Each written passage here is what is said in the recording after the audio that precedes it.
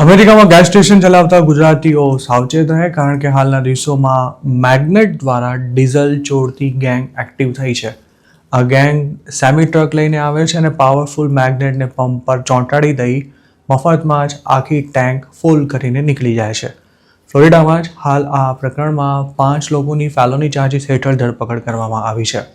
જોકે આ કેસની તપાસ કરી રહેલા અધિકારીઓને આશંકા છે કે આ સ્કેમ ફ્લોરિડા સિવાયના બીજા સ્ટેટ્સમાં પણ આચરવામાં આવ્યું હોવાના પૂરા ચાન્સ છે.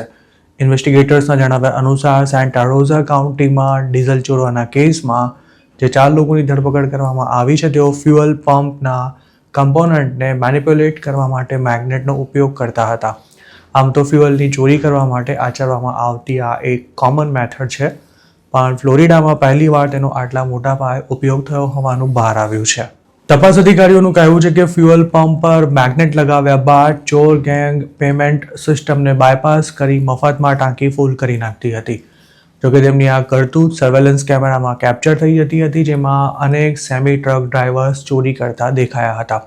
તપાસ અધિકારીઓનું માનવું છે કે ડીઝલની ચોરી કરતા લોકો મોટાભાગે અંગત વપરાશ માટે આ કરતૂત આચરતા હતા, પણ તેઓ બ્લેક માર્કેટમાં ચોરાયેલું ડીઝલ વેચતા હોય કે પછી તેનો બીજો કોઈ ઉપયોગ કરતા હોય તે પણ સંભવ છે. જો ટ્રકિંગ બિઝનેસમાં કોઈ ડ્રાઈવર પોતે જ ટ્રકનો ઓનર હોય તો તેને સૌથી વધુ ખર્ચો ડીઝલમાં જ આવતો હોય છે. તેવામાં જો મફતમાં ટેન્ક ફૂલ થઈ જાય તો ટ્રકવાળાને મોટો ફાયદો થઈ જતો હોય છે.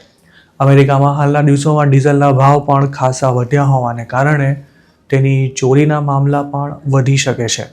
સેમી ટ્રકમાં મોટાભાગે 80થી 150 ગેલનની ફ્યુઅલ ટેન્ક આવતી હોય છે, જેને ફૂલ કરાવવાનો ખર્ચો $800થી $1600 જેટલો થાય છે. જો આટલું ડીઝલ કોઈ મફતમાં પુરાવી લે તો સ્વાભાવિક છે કે ફ્યુઅલ સ્ટેશનના ઓનરને તેના કારણે મોટું નુકસાન ભોગવવું પડે છે. ફ્યુઅલ પંપની સિસ્ટમને ગોથે ચડાવી દેવા માટે એક ચોક્કસ જગ્યાએ પાવરફુલ મેગ્નેટ ચોંટાડવાનું હોય છે અને ડીઝલની ચોરી કરતા લોકોને આ કામ કઈ રીતે કરવાનું છે તેની સંપૂર્ણ માહિતી હોય છે. આવા લોકો મોટાભાગે રાતના સમયે જ ફ્યુઅલ પુરાવવા માટે આવતા હોય છે.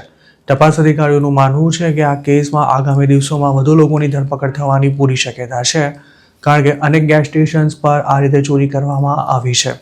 ફ્લોરિડામાં તાજેતરમાં જ આ અંગેના નવા કાયદા પણ વધુ કડક બનાવાયા હોવાથી અરેસ્ટ કરાયેલા તમામ આરોપીઓ સામે ફેલોની ચાર્જીસ લગાવવામાં આવ્યા હતા અને ધરપકડ બાદ તેમને $11,000થી $21,000 બોન્ડ પર રિલીઝ કરાયા હતા.